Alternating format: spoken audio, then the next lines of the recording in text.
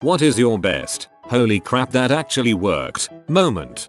I did CPR on a hamster. It worked. Our department was called out to a structure fire. We got on scene within a couple minutes and 2 other engines were already on scene. One team doing a search and the other working the fire from the inside. I was the new guy and they needed help getting personal items out. We would ask people if they had pets or photo albums that we could try to get out. We figured out that there were hamsters in a cage in the dining room. We went in and grabbed the cage and some photo albums and brought them out. One of the hamsters in the cage was running around like crazy. The other was on his side, looking rather dead. I brought the cage over to the kid that lived in the house. He saw the dead hamster and started to cry. I tried apologizing, explaining that it wouldn't have been painful. The kid looks up at me, asks me to take the hamster to the ambulance and try and fix him. By this time the fire was out. Everyone was safe and we had an extra medic unit on scene to help check the firefighters after they were working hard inside the building. I looked over at my chief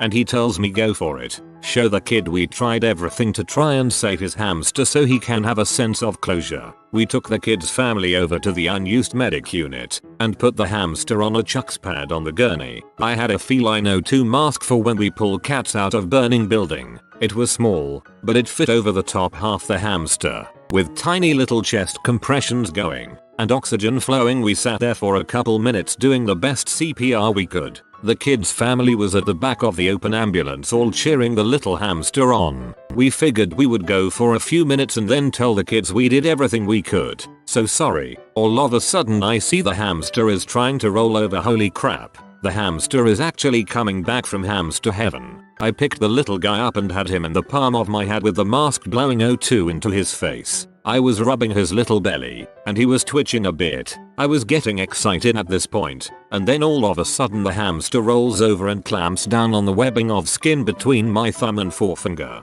I had the urge to throw the thing, but keep my cool and pull him off my hand. We gave the hamster back to the kid and told him that he might want to have a vet take a look as we couldn't really treat the guy very well. About a week later we got a card in the mail from the kid and family. In crayon was a drawing of an ambulance with a giant hamster in the bed in the back. It was adorable. I assume it is still on the wall somewhere in that department. For months afterwards I got gag gifts from the other firefighters of stuffed hamsters with heart monitor leads hooked to its chest. It was one of the most interesting experiences I had. Man, that's cute. Credits to you for not slinging the little sucker into the wall of the ambulance when he bit down on the webbing of your hand. About 15 years ago a buddy and I had to be rescued from a mountain, but the search and rescue team were having trouble locating us. They wouldn't attempt the rescue until they saw us due to the weather conditions and avalanche risk. I had the random idea to take pictures of the snow at our feet with the disposable camera I had on me. That did the trick. Apparently the flash reflecting off the snow could be seen all the way at the base of the mountain. That thought may have saved my life that night. I believe if you hit the right part of a disposable camera just right, you can force the flash to trigger without taking a picture. Of course these days we have a light on our phones, but still. Got pulled over because my headlight was out. Even though where I am cops no longer give fix-it tickets, I asked that he give it a few whacks with his flashlight to see if it'd turn it on. It did. I got to make a cop giggle and I drove home safely. I was at a friend's house maybe 25 years ago. He knew I knew electronics, so he asked me to fix his TV. I said, look, designing computers is not the same thing as fixing TVs, he insisted. So I took the TV apart. I noticed a big transistor off color. I wrote down the number, went home and looked up the number and discovered it was an NPN transistor. So I searched my scrap pile for a similar transistor. Well, an NPN transistor with the same footprint. Went back to his house, replaced the funny looking transistor with the one I had and the damned TV worked. I was amazed I had fixed it. I'm imagining a Tom Hanks Castaway fire moment.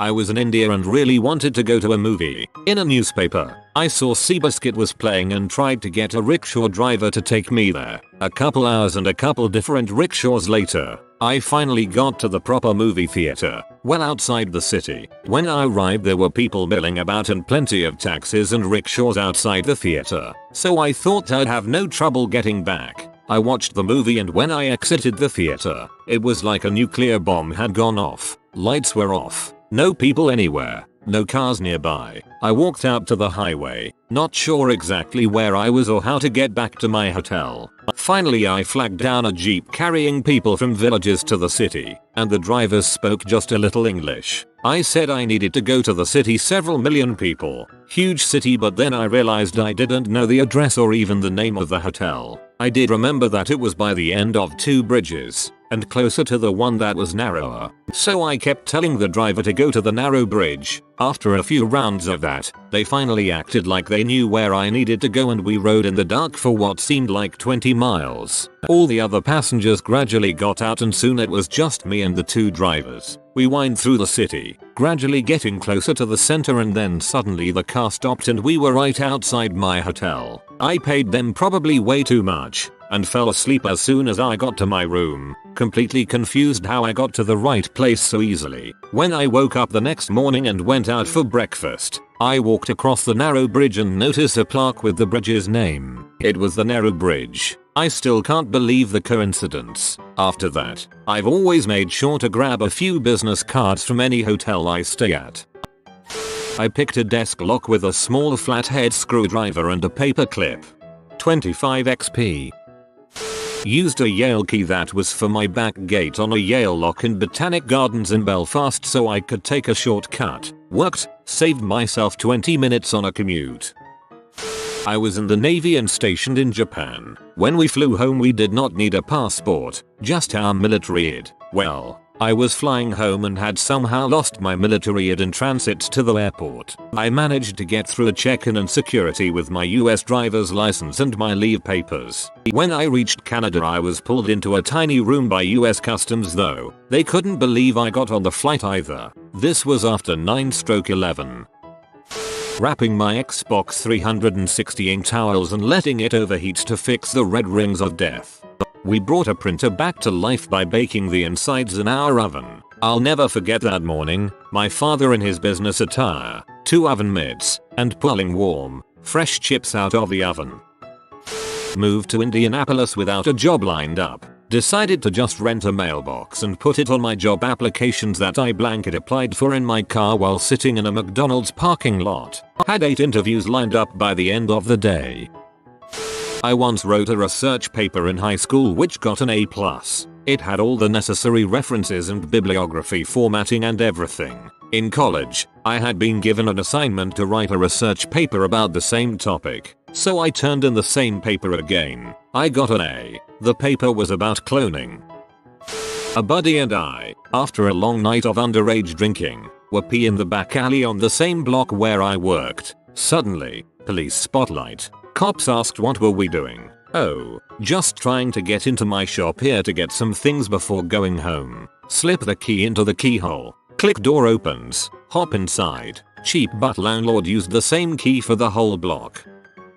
It was mid-August and I was in a park near Sudbury around Killarney National Park. We had to do some clear cutting in a horrible bramble bush area infested with horse flies. Close to where we worked there was a tool shed we were warned off and had thousands of flies inside. There was no way we could get our tools out of there. We brought some gasoline with us and I found a glass bottle. So I filled it up with gas, put a gas-soaked rag in it, and had someone run up to the tool shed to pull the door open and run away. I lit the Molotov cocktail and hurled it inside. This is what I was counting on. I had actually seen Molotov cocktails go off before and they usually burn themselves out pretty quickly. The gas just sits on the surface of wherever it lands and burns down to nothing. Most of it is consumed right away in a big fireball, and that's exactly what happened. We had a huge butt fireball and instantly killed several thousand flies. The tool shed, although run down and filthy, was perfectly intact and so were the tools, and the lingering smoke actually helped clear the whole area of flies. Before I die I want to throw a Molotov cocktail.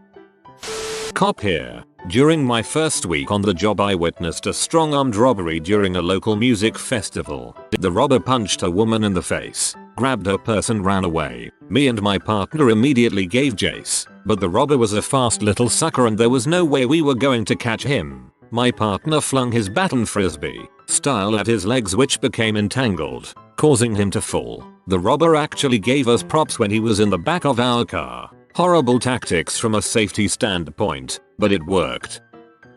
At the restaurant I worked at, there would occasionally be someone asking to turn down the music. It was always at a reasonable volume, actually pretty low because it was a small place, and if I turned it down even more guests would instead hear the kitchen's music, which was never family friendly. So one day, when a guest asked me to turn it down, I walked over to the stereo and mimed turning the volume knob, not actually doing anything at all. I looked over at the customer and she gave me a thumbs up and was happy as a clam. The human brain is hysterical. Most office thermostats are fake for this exact reason. The illusion of control is usually enough to satisfy. I've definitely just smacked my electronics and had them work. The all percussive maintenance. One time my internet didn't work. I clicked fix this issue and it freaking worked. No proof. You just have to believe. I sometimes open books up to the exact page I need without a bookmark. The rest of my life is a failure. My car broke down with smoke coming out of it and coolant pouring out of the engine. I took it to a garage who told me it was going to be around £150 $200 to fix. My dad said that was bulls and to buy some bars leaks and pour it half and half in the coolant. I thought, yeah right, an £8 bottle of this stuff is gonna fix it. That was 2 years ago. Car still running like a dream. That stuff is bulls in a can. I was in a supermarket once, and a very pretty girl that I had met maybe 2 or 3 times made a beeline in my direction, nearly knocking into me. She grabbed a small container of produce off the shelf excitedly, then set it down disappointed. She said defeatedly, "Oh, man, these are just figs." I asked her what she was looking for. She told me that she was working on dessert recipes, and really needed some dates. I replied slyly, "If you wanted a date that desperately, you could have just asked." Her face got red, she turned away shyly and took pause for a moment, then retorted, "Well, what would be a good time for you?" I almost stammered from my sheer amazement at my own success. I was medium freaked up at some fancy club in SF and without really realizing where I was going, walked into some VIP section where there were drinks on the table. Women were prettier. I may have seen some drugs, etc. I immediately sit at one of the tables and start making myself a drink. A bouncer comes over shortly after and asked who I was and if I was on the list. Feeling bold, I turned and in my best entitled bored voice said, "Does it look like I'm on the freaking list?" He walked away, and shortly later a group of girls sit down and start drinking with me. Never expected that to work. One time I was at a club pretty drunk and my feet were killing me, so I climbed a low wall that led onto a stage into a VIP section and sat on one of the couches. Everyone in the section was giving me confused looks, but no one said anything to me, so I just sat there until my feet felt better, then left. We had to write essays about other people in pairs, favorite color, favorite food, who do you look up to, etc. in front of class. I did it last minute so it had no flow to it and was just me listing off things. I read it like it was a movie trailer and got an A. Also for a history class we had to write an essay on Mao Zedong and submit via email. I sent an email saying Mao Zedong essay with no attachment because I didn't do it and got an A anyways. I put a postage stamp on a post-it note and posted it to a friend. Address details and stamp on the front. It worked on the back. Technically, you can put the appropriate amount of postage on a potato and mail it through the USPS. It's senior year high school. I'm well past the senior slide of not caring. We have a book report in my history class worth half of our grade. It's 20 essay questions for Tom Brocklaw's Greatest Generation. The night before it's due I start scribbling nonsense that looks like cursive. Occasional I dot an I and cross a T. Once every question I write very clearly World War II, Germany, or machine guns. I get it back a week later with a 96 and good job. Currently have a senior in high school. I wish I had the balls to do something like this. My PhD. Invited a girl to come home with me for coffee and sweets after a date. She totally did, and has been at my place for more than 6 years now. You should probably let her out soon. You've been visited by swining thick boy. Like and comment swing well thick boy and you'll be blessed with many thick woofers in your life. If you are new to the channel, you can subscribe. I publish new videos every day. Until then, check another video, or don't. Either way, have a great day you magnificent people.